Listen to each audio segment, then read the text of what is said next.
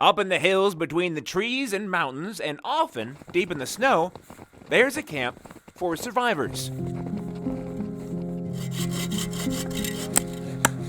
So what I'm teaching you today is just a survival situation. Run by a mountain man specifically for aspiring mountain men and women, the Survival University doesn't pull any punches when it comes to the outdoor craft. We're basically teaching food, fire, shelter, and water, survival situation. Jason, an outdoorsy kind of guy since the very beginning, opting to learn the lay of the land instead of staying inside. I was strapping on a survival kit and telling my mom or dad, I'm going that way.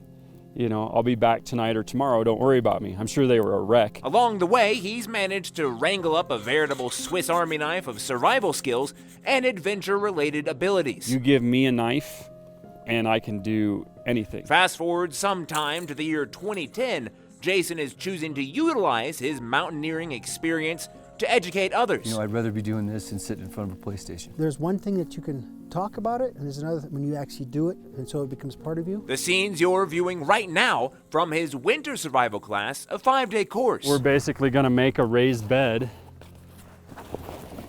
that gets you up off the ground. But the unusual university, which brings in skilled pros from all over, Experts in the field that do things that are beyond my expertise. also holds classes lasting up to 50 days for the hardcore. But long or short, extreme or entry level, the education regimen is always meant to accomplish very specific outdoorsy goals, helping visitors and Coloradans alike learn how to appreciate and live more symbiotically with nature. Most people are out there aren't prepared.